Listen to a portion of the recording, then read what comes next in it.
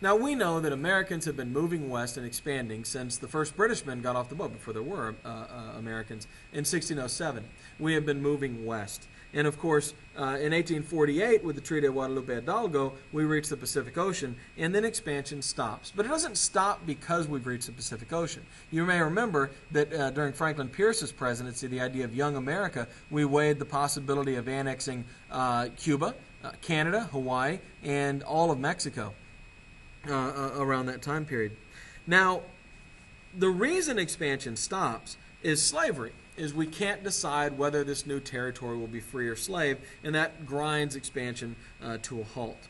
And I would also argue that after the Civil War, we were consolidating expansion. We had taken over this enormous land in the American West with the Treaty of Guadalupe Hidalgo, but we had to pacify it. The natives were there, of course, and settle it.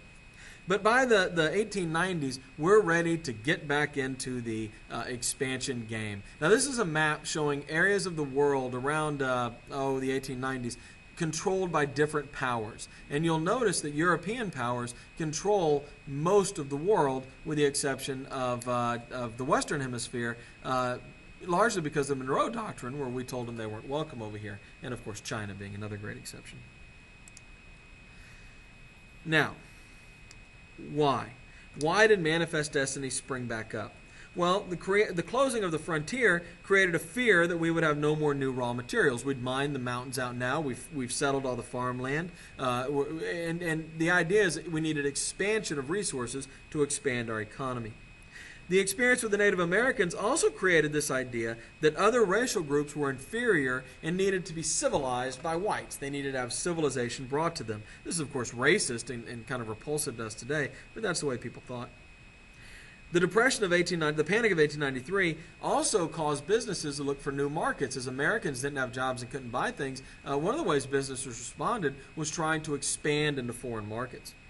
Politicians finally wanted to divert attention away from domestic problems. This is, of course, a common criticism of politicians when we get involved in foreign affairs, is that they're just trying to take our minds off our problems here. And so remember, this is a time of massive labor strife and really a war between workers and business owners, as well as a political revolution from the farmers.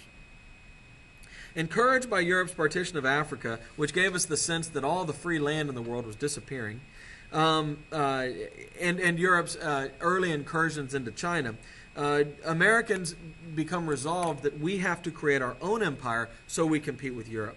This is, of course, justified by Darwinianism. We have this idea that our civilization is superior in the Darwinian sense and needs to spread and wipe out the inferior civilizations. And the idea that a superior culture and race, this is also about being white, needs to dominate the inferior races. Here we see some political cartoons of the day.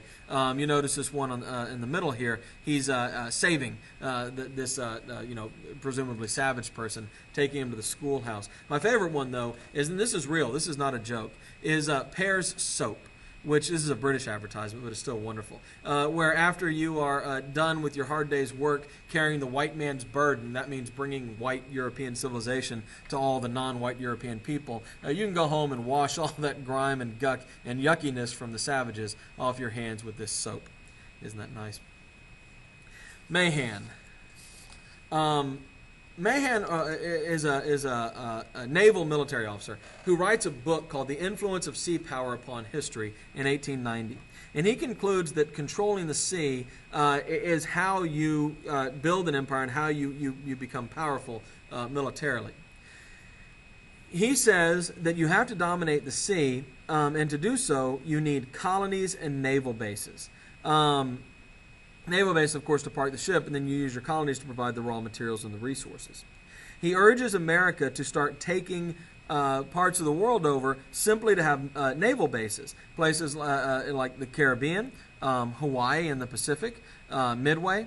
And so the U.S. begins to build up a massive navy. In 1890, we have the fifth largest navy in the world, and by 1900, it's the third largest navy in the world, behind only Britain and Germany.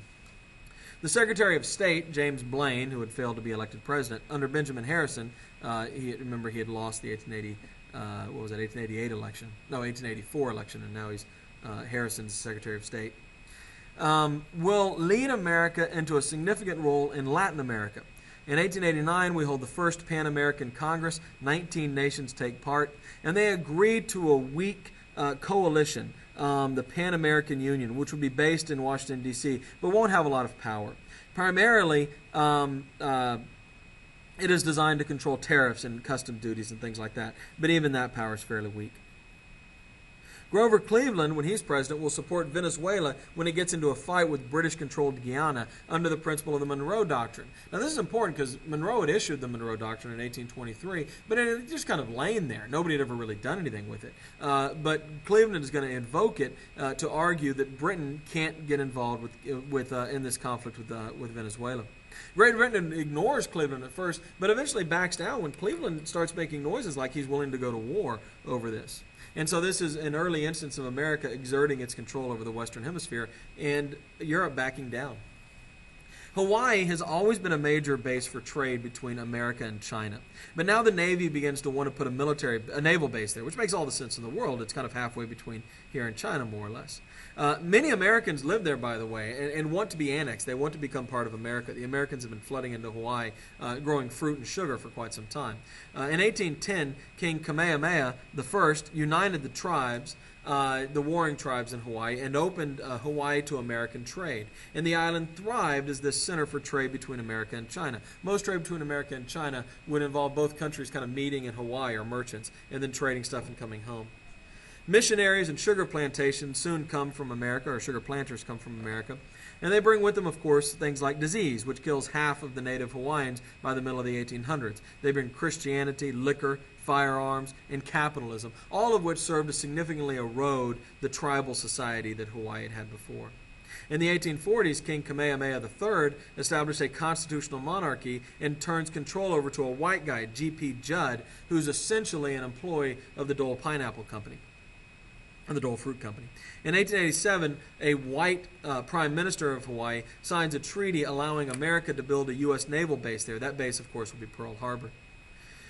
In 1875, Hawaii is permitted to import, remember it's not part of America yet, to import sugar into America without having to pay the tariff. And so Hawaii becomes the dominant source of American sugar. Also, the Americans in Hawaii begin to import Asian workers who they see as easy to control and hardworking. And Hawaii begins to take on even more of an Asian aspect ethnically. In 1891, Hawaiians, beginning to become upset at the power of the white people, the haoles they call them, will bring to the throne Queen Liliuokalani, who will fight against U.S. control. In 1890, America had ended the tariff exemption and forced Hawaiian sugar to start paying the tariff when it comes into the country. This led to a massive reduction in how much sugar we were buying from Hawaii and collapsed the Hawaiian economy, and so the country is in a state of crisis. In 1893, as Liliuokalani is trying to bring control back to the native Hawaiians, and the sugar growers in Hawaii, angry about paying the tariffs, begin to demand that America annex Hawaii and make it part of the United States so that they don't have to pay the tariff on the imported sugar. There's a rebellion against the Queen, but as soon as it starts, American Marines invade Hawaii, saying they are going to protect American interests. But in reality, what they're doing is forcing the Queen to submit her power. A provisional government is set up, and we begin negotiating a treaty to annex Hawaii. In 1898, Congress approves the treaty, and Hawaii officially becomes part of the United States. It won't become a state for another half a century, but it becomes a territory in 1898. 3,000 miles to the south, Samoa, also a major naval way station, will face a similar fate. In 1878, Rutherford B. Hayes sends the Navy in to get a U.S. naval base at Pago Pago. But Great Britain and Germany also have naval bases in Samoa, and the three of them kind of jointly run the country. A tripartite government runs Hawaii. But this fails, and in 1899, U.S. and Germany split Samoa into a German Samoa and an American Samoa. Great Britain gets some other islands we were fighting over, and Samoa also becomes an American territory.